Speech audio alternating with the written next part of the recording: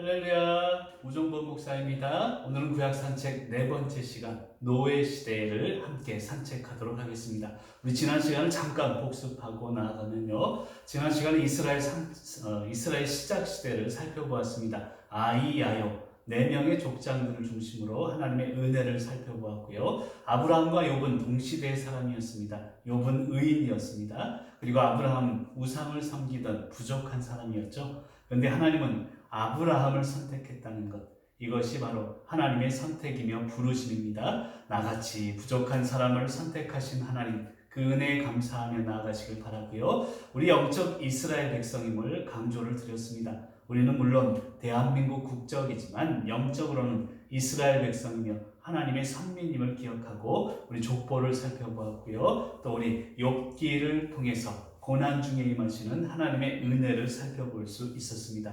이제 오늘은 노예 시대로 넘어가도록 하겠습니다. 노예 시대는 한마디로 출애굽 시대라고 표현을 할 수 있고요. 노예 시대였지만 하나님께서 이스라엘 백성들을 보호하심과 은혜의 시대였음을 깨달으시기를 간절히 소망합니다. 우리 창세기에서 출애굽기까지의 시간적인 그런 배경을 보면 약 400년의 시간이 흘러가게 됩니다. 꾸준히 이스라엘 백성들이 출애굽 이 시기를 통해서 성장하게 되죠. 애굽에 처음 들어갔던 인원이 이제 70명이라는 인원이 들어갑니다. 애굽을 나올 때는요, 60350 60만 명 장정만, 그래서 약 200만 명이 넘는 그런 사람들이 출애굽을 했을 것이다 라고 우리가 추정을 할 수 있습니다. 그 당시에 강제노역 정책이 있었고요, 산하 제한 정책이 있었습니다. 한마디로 고난의 시기였다는 것입니다. 그런데 하나님은 이스라엘 백성들을 연단시키시고 그 고난의 시대를 경험케 함으로써 하나님이 왕이시고 하나님이 주권자임을 배울 수 있게 하셨다는 것입니다. 자, 그러면 교재 22쪽으로 넘어가서 함께 나아가 주시길 바랍니다. 자, 사과는 네 번째 강의는 노예 시대의 강의고요. 출애굽 시대라고 할 수 있습니다. 여러분, 노예 시대는요, 애굽 안에서 노예 시대였고 고난의 시대였습니다. 자유가 없었지만 오히려 하나님께서 보호하셨던 시간임을 여러분들 깨달으시길 바랍니다. 한마디로 이 노예 시대는 하나님의 백성을 만드신 기간이라고 할 수 있습니다. 그리고 출애굽을 하면서 애굽에서는 자유를 얻었습니다. 그런데 반대로 하나님께로 구속받는 사건임을 알아야 합니다. 좀 더 자세히 강의를 진행하며 설명하도록 하겠습니다. 자, 지난 시간에 이스라엘 역사가 시작하는 과정을 우리가 살펴보았고요. 하나님께서는 온 인류를 위한 하나님의 사랑, 그리고 안타까운 마음을 한 사람, 아브라함을 선택하셨습니다. 한 민족, 이스라엘 민족을 선택하셨고 하나님의 계획을 이어가셨다는 것입니다. 근데 선택받았다는 게 중요한 것이 아닙니다. 순종했다는 것이 중요한 것이죠. 이스라엘 백성은 선택받았지만 불순종함으로, 교만함으로 영적 이스라엘 백성, 하나님의 영적 장자권을 빼앗기게 된다는 것입니다. 그리고 이제 신약 시대로 와서 우리에게도 영적 이스라엘의 역할과 그런 은혜가 있음을 깨닫고 늘 살아가시기를 바랍니다. 자, 노예 시대 400년이다라고 할 수 있고요. 오늘도 이스라엘 백성을 훈련시키는 하나님을 발견하는 시간이 되시길 바랍니다. 자, 22쪽 중반부에 1. 하나님 백성으로 만들어지기가 있습니다. 여러분, 출애굽 그리고 노예 시대, 이 시대는요, 하나님께서 백성을 만들어가는 기간이다라고 한마디로 설명할 수 있습니다.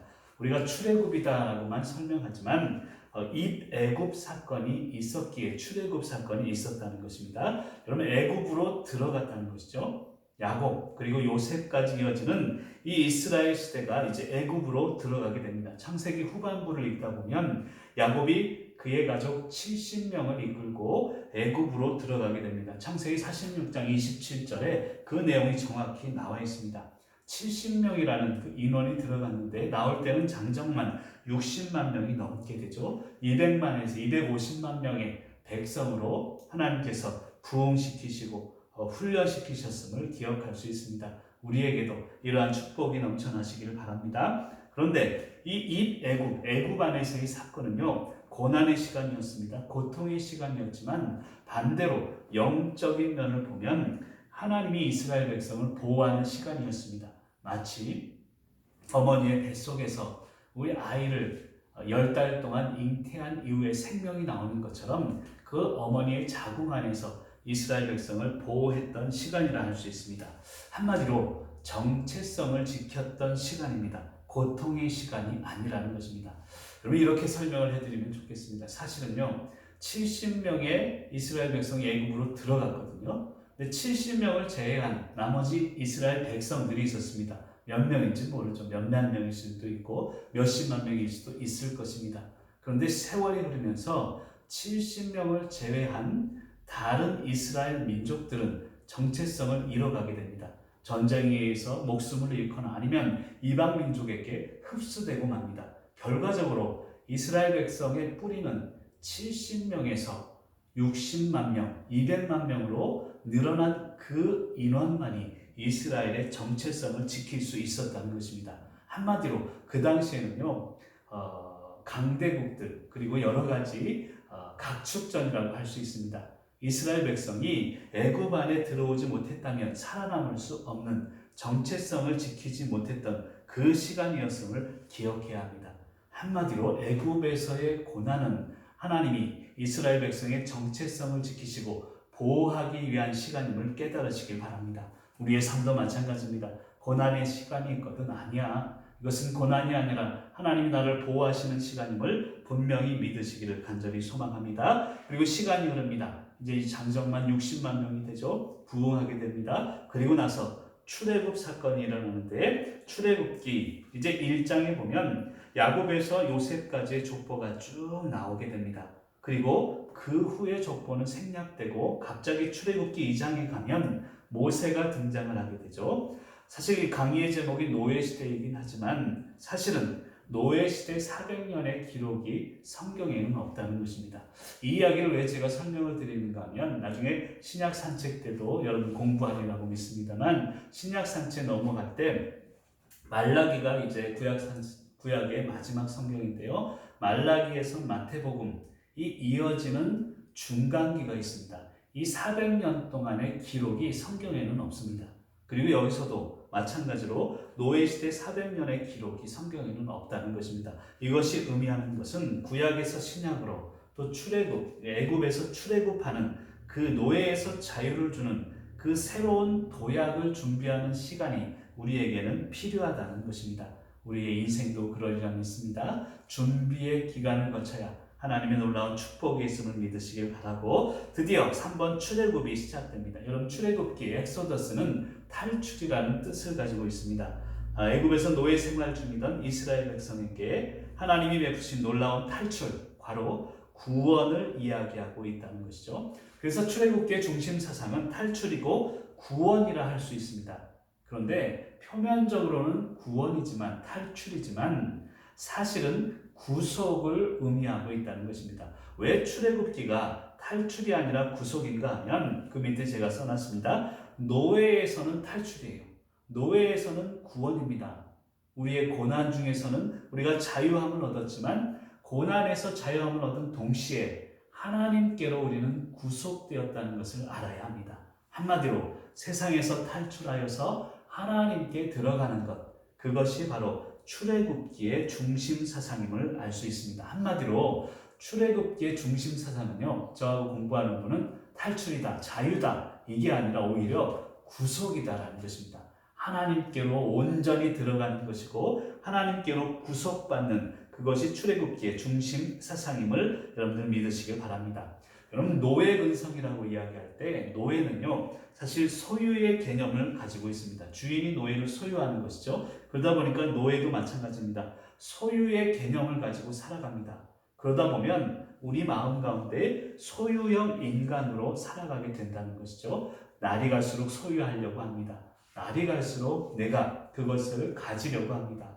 그런데 소유하면 할수록 오히려 시간이 지나면 소유의 노예가 되어버린다는 것입니다. 한마디로 소유형 인간은 소유하고 가지려고 하지만 오히려 그것에 구속될 수밖에 없다는 것이죠.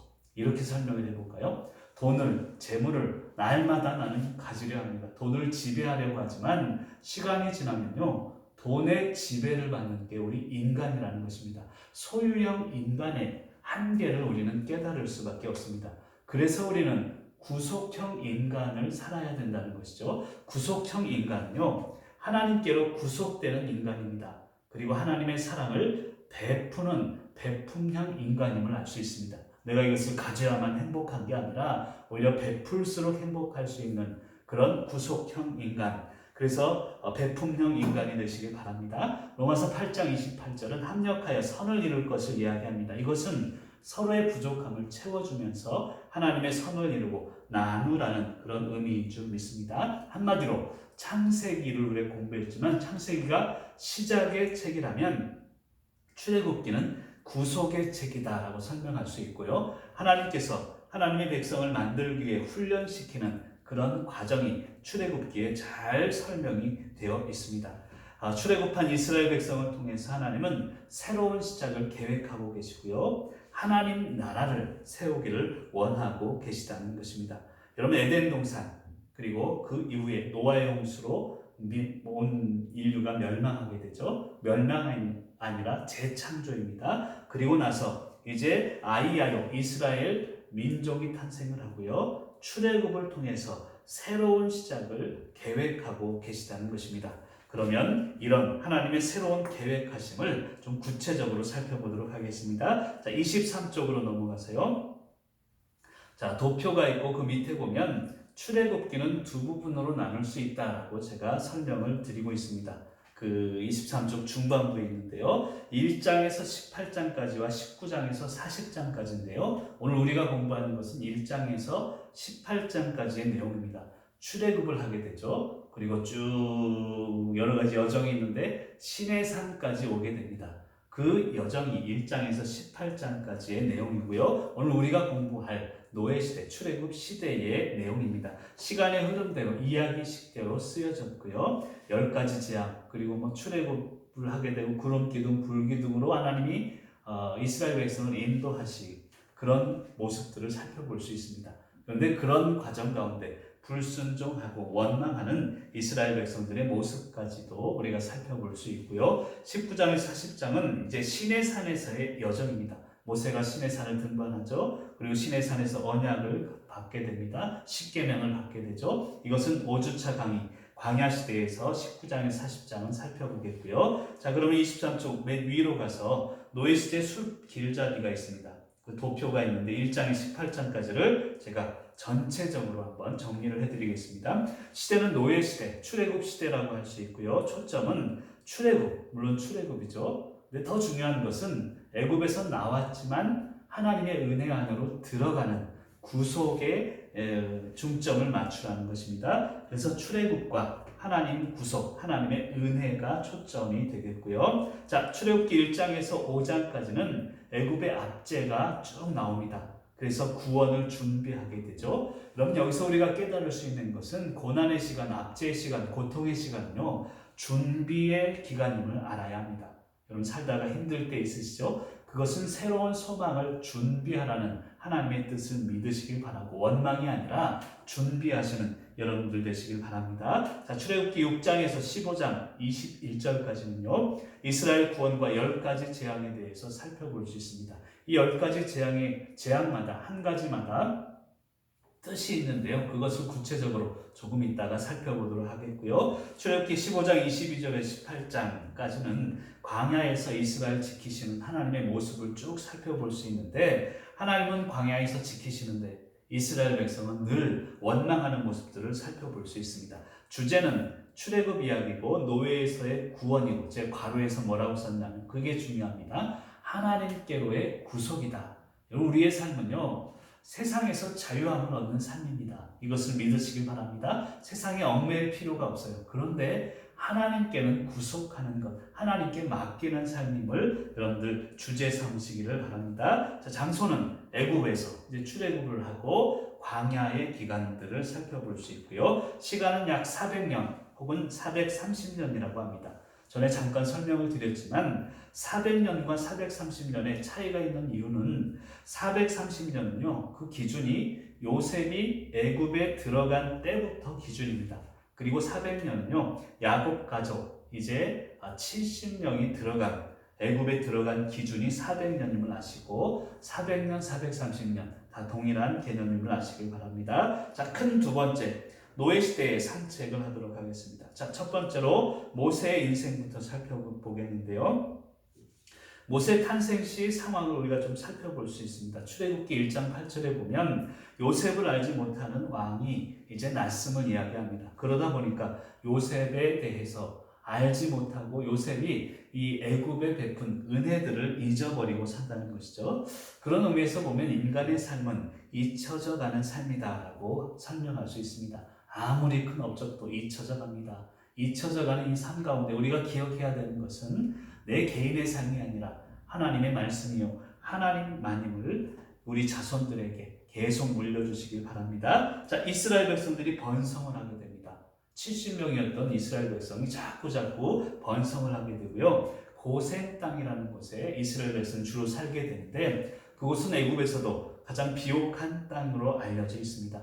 그러니까 애굽 왕이 이제 굉장히 이제 시기와 질투를 하게 되죠. 안 되겠다. 이러다가는 애굽이 이스라엘에게 먹히겠다. 이런 생각을 하게 됩니다. 그래서 바로 왕의 두 가지 정책이 있는데요. 첫 번째는 산하 제한 정책을 씁니다. 그래서 애를 못 낳게 하죠. 그 수를 줄여야 되니까요. 두 번째는 남자가 낳게 되면 남자를 살인하는 그런 끔찍한 정책을 펴게 됩니다. 그리고 세 번째까지 정책을 이야기하려면 강제노역 정책을 이야기할 수 있죠. 한마디로 이 정책을 이야기하는 이유는 모세가 날 당시에는요 너무나 힘들고 어렵고 이 바로의 그런 고난과 고통이 극에 달하는 그런 시기였다는 것입니다. 이런 상황 속에서 모세는 태어납니다. 어머니 요게벳에 의해서 3개월을 키우게 되는데요. 드디어 3개월 후에 갈대 상자에 담기게 됩니다. 그리고 이제 둥둥 떠나가게 되죠. 이것이 바로 우리의 삶이 아닌가 생각이 듭니다. 둥둥 떠가는 삶, 갈대 상자에 의지해서 나아가는 삶. 여러분, 갈대 상자는요 생명의 상자입니다. 우리의 삶 속에서도 이런 갈대 상자로 하나님이 우리를 보호하고 있음을 여러분들 깨달으실 수 있어야 합니다. 여러분, 출애굽기 2장 3절에 보면요 역청과 나무진을 치라고라는 그 성구가 나옵니다. 근데 나무, 갈대는요 물에 뜰 수 있는 물질이 아닙니다. 그리고 역청과 나무진도 마찬가지입니다. 그런데 하나님의 역사는 참 오묘해요. 물에 뜨지 않는 갈대와 물에 뜨지 않는 역청과 나무진이 함께 어우러질 때 갈대 상자가 물에 뜨게 된다는 것입니다. 물에 안 뜨는 두 가지가 만나서 물에 뜨게 만드는 것, 이것이 하나님의 역사인 줄 믿습니다. 그리고 출애굽기 2장에 가보면 모세를 건지는 공주의 모습을 이제 살펴볼 수 있고 그 이후에 이제 모세는 40년간 애굽에서 궁중교육을 받게 됩니다. 거기서 많은 교육을 받게 되는데요. 법도 배웁니다. 법학, 의학, 천문학 여러 가지를 배우게 되는데 그 중에 중요한 신학을 모세가 또 접하게 된다는 것입니다. 이따 10가지 제안할 때 모세가 왜 10가지 제안에 대해서 구체적으로 이제 실행하고 있는지를 이 신학을 모르면 그것을 할 수 없었겠구나라고 생각이 들 수 있습니다. 그렇지만 중요한 것은요, 어머니 요게벳의 가정교육이 있었다는 것입니다. 어머니 요게벳이 하나님의 섭리 가운데 요셉을 키우는 이제 유모가 되게 되죠. 결과적으로 모세는 어머니의 그런 교육 아래 이제 히브리인의 정체성을 가지고 자라나게 됩니다. 근데 문제가 생깁니다. 한창 자라날 때 애굽인을 죽이고 미디안으로 도망가게 된다는 것입니다. 근데 여러분, 모세는 왕자였습니다. 애굽인 한 명, 물론 죽여서는 안 되지만 애굽인을 죽였다는 것, 한 명을 죽였다는 것 때문에 도망갈 만한 그런 위치에 있지가 않았다는 것이죠. 그럼에도 불구하고 성경은 모세가 미디안으로 도망갔음을 기록하고 있습니다. 그 이유가 왜 그런가 하면 당시 왕국 내 대권 다툼이 치열했습니다. 당시 애굽 왕은요 투투모세 3세라는 사람인데 이 모세의 출생을 그는 알고 있었다고 합니다. 그러다 보니까 모세는 이제 애굽 사람이 아니라 이스라엘 민족인데 나중에 모세가 이스라엘 민족을 이끌고 애굽을 이제 침략하고 먹어버릴 거야, 이런 생각을 갖게 됩니다. 그래서 생겨난 것이 모세 반역론이 일어나게 됩니다. 근데 마침 애굽인을 죽이게 됩니다. 그래서 잘 됐구나. 모세를 징벌하게 되는 모세 징벌론이 대두하게 되죠. 이런 상황에서 모세는 어쩔 수 없이 희생자가 될 것을 피해서 도망을 가게 되는 것이 바로 진짜 원인임을 알아야 합니다.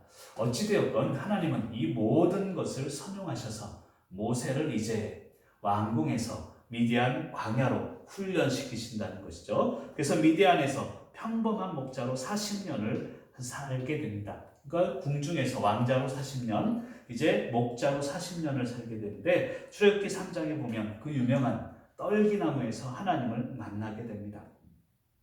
I am who I am. 당신은 누구십니까? 할 때 하나님은 나는 스스로 있는 자니라. 이것을 영어 성경에 보면 I am who I am으로 표현되는데요. 출애굽기 3장 14절에 있는 이야기입니다. 근데 히브리어 원문을 보면 히브리 문법은요, 현재형을 가지고 미래를 대신하게 됩니다. 그러니까 미래를 얘기할 때 현재를 쓴다는 것이죠. 그런데 그것을 그대로 해석하면서 I am who I am으로 해석을 했는데 사실은 이 원어적으로 해석을 하면요, I will be who I will이 맞습니다. 이 말의 의미, 이 차이는 뭐냐면 한마디로 I will be who I will이라는 것은 내가 앞으로 나타낼 나를 통해서 내가 누구인지 너는 알게 되리라, 이런 뜻입니다. 한마디로 이제 앞으로 두고 보거라. 내가 하나님인 것을 삶을 통해서 너희들은 알게 될 것이다. 지금까지는 이스라엘의 하나님이지만 앞으로는 온 인류의 하나님을 알게 될 것이다. 이것을 선포하는 것이 바로 I am who I am의 나는 스스로 있는 자니라의 뜻임을 믿으시길 바랍니다. 그러니까 한마디로 하나님이 나는 스스로 있는 자야, 이것을 설명하기보다 앞으로 기대해라. 내가 책임지겠다. 미래는 내가 책임지겠다. 그래서 한번 따라해 볼까요? 미래책. 뭔가 하실 건데 미래는 내가 책임진다. 이것을 나는 스스로 있는 자니라. 이 가운데 하나님이 담겨 놓으신 뜻이라는 것입니다. 그리고 나서 드디어 민족의 지도자로 광야 40년 출애굽기의 삶을 이끌게 됩니다. 그리고 나서 120세 살 때 비스가 산에서 마무리의 삶을 살게 되는 것이 모세의 삶입니다. 자, 24쪽으로 넘어가겠습니다. 자, 24쪽에 이 내용을 잘 한번 들어보시길 바랍니다. 모세 그리고 바로의 대결을 이 10가지의 재앙으로 제가 설명을 했는데요. 표면적으로 보면 모세와 바로의 대결입니다. 그런데 그 속뜻을 보면 모세와 바로의 대결이 아니라 하나님과 이방신들 간의 그 우상들 간의 대결임을 알아야 합니다.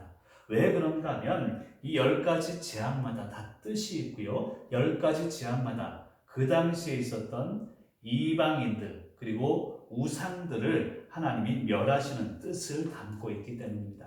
그래서 모세가 신학을 공부해서 이런 것들을 알고 있었다는 것이죠. 전체적인 내용을 보면 내 백성을 보내라.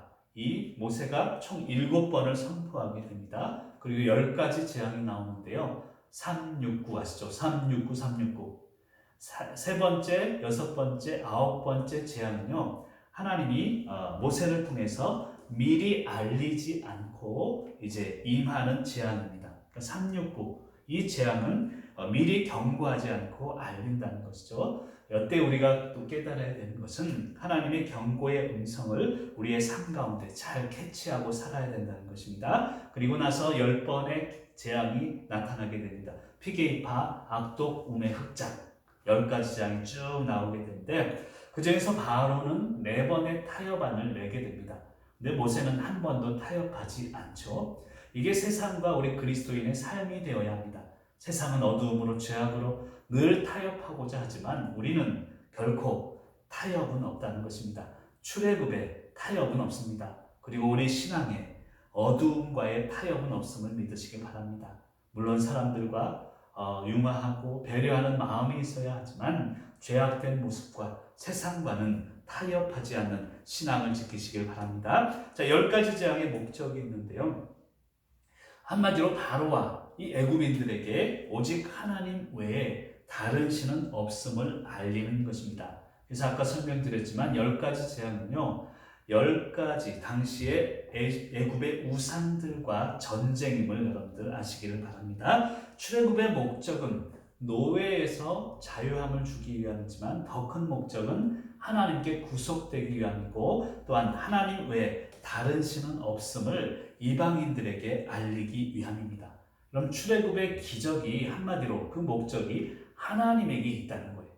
우리 삶의 목적도 마찬가지입니다. 우리의 삶에 여러 가지 기적을 우리는 바랍니다. 근데 삶의 기적들도요, 내가 아닌 하나님이 목적이 되어야 그 기적으로서 의미가 있다는 것입니다. 병 고침을 원하십니까? 또 뭔가 축복을 받기를 원하십니까? 기적을 바라십니까? 그 목적들도 하나님이 되어야 함을 믿으시기를 간절히 소망합니다. 자, 24쪽 이 도표를 보면서 같이 설명하겠습니다. 도표를 보시면 모세, 바로의 대결, 하나님과 세상, 이 우상과의 대결임을 알 수 있고요. 1번부터 10번째까지 재앙과 대상을 쭉 설명해 놨습니다. 의미와 바로의 반응을 한번 같이 보겠습니다. 첫 번째 재앙은 피 재앙입니다. 나일강을 피로 물들게 되는 것이죠. 당시 이 나일강은요, 그 애굽의 삼각지 지역으로서 이집트 문명의 확산이 되는 가장 비옥한 땅이었습니다. 그러다 보니까 이 나일강은 모든 우상 문명들이 그곳에서 퍼져나왔다 해도 과언이 아닐 정도였습니다. 출애굽기 7장에 12장에 10가지 재앙이 나오는데 7장 15절에 보면요, 이 나일강에 대해서 이런 표현이 있습니다. 아침에 너는 이 모세를 이야기합니다. 바로에게로 가라. 보라 그가 물 있는 곳으로 나오리니 라고 설명합니다. 그러니까 아침마다 나일강에 나온다라는 뜻입니다. 이 뜻은 무엇인가 하면 그냥 산책하러 나온 게 아니라 바로왕이요, 아침마다 나일강에 와서 이방신들에게 제사를 드린다는 것을 의미합니다. 그러니까 아침마다 나일강에 가면 바로를 만날 수 있으니까 모세야 너 아침에 나일강으로 가라, 이 이야기를 하고 있습니다.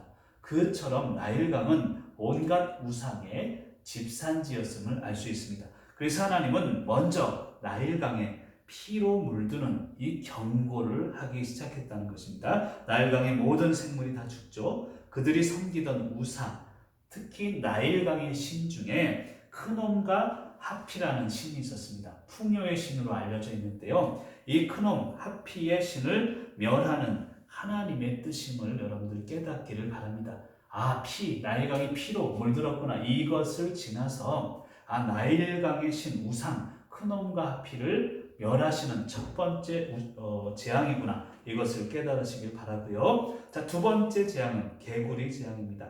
대상은 사람에게 대상이 되어 있고요. 당시 토템 종교의 대상인 우상들을 타파하는 그런 두 번째 재앙을 알아야 합니다. 토템 종교다라고 써놨는데 이것은 원시 종교의 한 형태고요. 모든 자연에 신이 있다라고 믿는 그런 종교를 의미합니다. 어쨌든 모든 자연에 신이 있다라고 믿었던 그 당시에 그 우상들을 타파하게 되죠. 그 당시에 여러분 애굽에는요, 개구리가 우상으로 신격화되고 있었다고 합니다. 그리고 부활과 다산의 신 헥트라는 그 개구리 신이 있었는데 그 개구리 신 헥트를 멸하는 게 바로 두 번째 개구리 재앙의 뜻이라는 것입니다. 그 당시에 개구리 재앙으로 인해서 악취가 진동하게 되죠. 우상을 멸해서 우상은 이처럼 악취가 진동하는 것과 같다는 것을 보여주게 됩니다. 이때도 바로는 듣지를 않게 됩니다.